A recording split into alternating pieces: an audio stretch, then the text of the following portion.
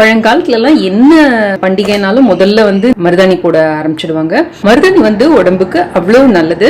மருதாணிக்கு உடம்பை குளிர்விக்கக்கூடிய தன்மை உண்டு. அது மட்டும் இல்லாம உடம்புல இருக்க ஸ்ட்ரெஸ்ஸை அகற்ற தன்மை உண்டு. அதனாலதான் பாத்தீங்கன்னா கல்யாணத்துக்கு முன்னாடி மணப்பெண் மணமகன் 2 பேருக்குமே கையில உள்ளங்கைகள்லயும் உள்ளங்கால்கள்லயும் கண்டிப்பா மருதாணி போட்டுடுவாங்க. ஏன்னா நம்ம உடம்போட நர்வ்ஸ் எல்லாமே இந்த கையிலையும் கால்லையும் தான் எண்ட் ஆகுது. ஸோ அந்த நர்வ்ஸை கூல் பண்ணிட்டாங்க அப்படின்னா அவங்க ஸ்ட்ரெஸ் இல்லாம இருப்பாங்க. அப்படிங்கறதுனாலதான் மருதாணியை கல்யாணத்துக்கு முன்னாடி அவசியம் போடணும்னு வச்சிருக்காங்க. அது மட்டும் இல்லாம மருதாணி மிகச்சிறந்த ஆன்டிசெப்டிக், அதாவது உடம்புல எந்த இன்ஃபெக்ஷனும் வராம பாதுகாக்கும். கை மற்றும் கால்கள் மூலமா தான் நமக்கு முக்காவாசி கிருமிகள் உடம்புக்குள்ள என்டர் ஆகுது இல்லையா. சோ இதுல இந்த மருதாணி போடுறதுனால இது ஆன்டிசெப்டிக் மாதிரி செயல்பட்டு அந்த மணமகன் மணமகளோட ஆரோக்கியத்தையும் பாதுகாக்குது. அதே மாதிரி ஃபங்க்ஷனுக்கு முன்னாடி வீட்டுல யாரும் சிக்காகாம இருக்கணும் அப்படிங்கிறதுக்காக தான் ஒரு ஃபங்க்ஷனுக்கு முன்னாடியும் மருதாணி போறது அது ஒரு ட்ரெடிஷனலா கொண்டு வந்தாங்க. அது மட்டும் இல்லாம இந்த நகத்துல வர்ற பூஞ்சை காளானை தடுக்கக்கூடிய தன்மை, நக சொத்தை அது எல்லாத்தையும் தடுக்கக்கூடிய தன்மை மருதாணிக்கு உண்டு. சோ இதுல இவ்வளவு நன்மைகள் இருக்கு. இந்த மருதாணியோட வாசனையே மனசை காம் பண்ணக்கூடிய தன்மை உடையது. இன்னைக்கு எப்படி வீட்லயே மருதாணி அரைச்சு போடுறது, அது நல்லா செவந்து அழகா வரதுக்காக என்னோட டிப்ஸ் எல்லாத்தையும் கூட நான் உங்களோட ஷேர் பண்ணிக்கிறேன். வாங்க இது எப்படி செய்யறதுன்னு பார்ப்போம். மருதாணி இலைகளை நல்லா இந்த இலசா இருக்கிற இலைகளா பார்த்து வாங்கிக்கோங்க. உங்களுக்கு மருதாணி இலைகள் பார்க்குறப்ப 2 விதமான இலைகள் உங்களால் பார்க்க முடியும். ஒரு மருதாணி இலை ரொம்ப பெருசா மொரடா இருக்கும். இன்னொரு வகையானது இந்த மாதிரி எலசா இருக்கும், தொடவே நல்லா சாஃப்டா இருக்கும். இந்த மாதிரி இருக்கும் பாருங்க. மருதாணிலேயே 2 வெரைட்டி இருக்குன்னு சொல்லுவாங்க, ஆண் மருதாணி பெண் மருதாணி அப்படின்னு. இது பெண் மருதாணி. இதுதான் நம்ம வாங்கினோம்னா நல்ல செவக்கும். நமக்கு இந்த மாதிரி எடுத்து இப்படி உருவி எடுத்துக்கோங்க அந்த இலையை. நமக்கு இந்த தண்டு எதுவுமே தேவையில்லை, வெறும் இந்த இலைகள் மட்டும்தான் வேணும். இப்போ இந்த மருதாணியோட அரைக்கிறதுக்கு என்னெல்லாம் பொருட்கள் சேர்க்குறதுன்னு பார்ப்போமா. மருதாணி எடுத்து வச்சுக்கோங்க. இதோட ஒரு பாக்கெட்லேருந்து பாக்கு எடுத்து வச்சுக்கோங்க. எந்த பாக்குனாலும் பரவாயில்ல, எந்த பிராண்ட் எந்த பாக்குனாலும் பரவாயில்ல, அதை ஆட் பண்ணிக்கோங்க. 1 டீஸ்பூன் அளவுக்கு சர்க்கரை ஆட் பண்ணிக்கோங்க. இந்த சர்க்கரை நல்ல கலர் கொடுக்கறதுக்கும் உதவும், கையில் ஒட்டிக்கிறதுக்கும் உதவும், கீழே விழாமல் இருக்கும்.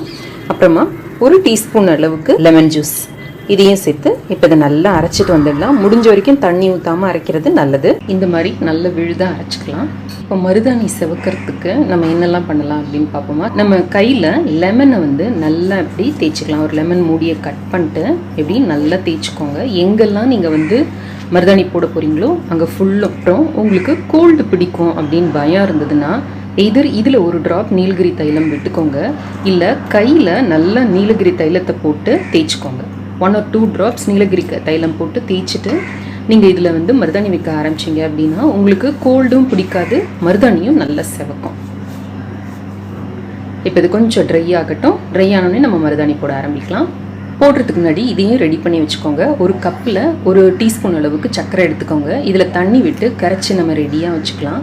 நம்ம மருதாணி போட்டு முடித்த உடனே ஒரு பஞ்சில் தொட்டு இந்த தண்ணியை எடுத்து நம்ம வச்சுக்கிட்டோம் அப்படின்னா மருதாணி சீக்கிரம் விழாமல் இருக்கும். சில நேரம் வறண்டு போய் காஞ்சி போய் விழுந்துடுச்சு அப்படின்னா ஒரு இடம் நல்லா சிவப்பாக இருக்கும், இன்னொரு இடம் சிவக்காமல் ஆரஞ்சு கலரில் இருக்கும். ஸோ அதை ப்ரிவெண்ட் பண்ணுறதுக்கு தான் இது. இந்த மாதிரி ஒரு பஞ்சை எடுத்து ரெடியாக வச்சுக்கோங்க.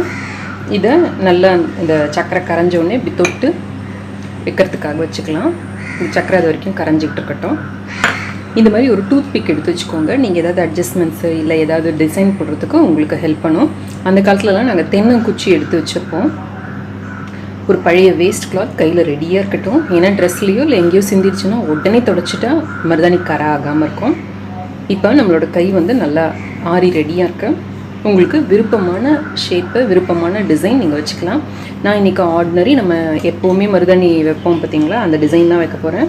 கொஞ்சம் நல்ல தடிமனாக வச்சோம்னா தான் நல்ல சாறு இறங்கி நமக்கு நல்ல சிகப்பாக கிடைக்கும். இப்போ இந்த மாதிரி வச்சுட்டு நம்ம கைக்கு விரல்களுக்கு இந்த குல்லா மாதிரி போட ஆரம்பிச்சிடலாம்.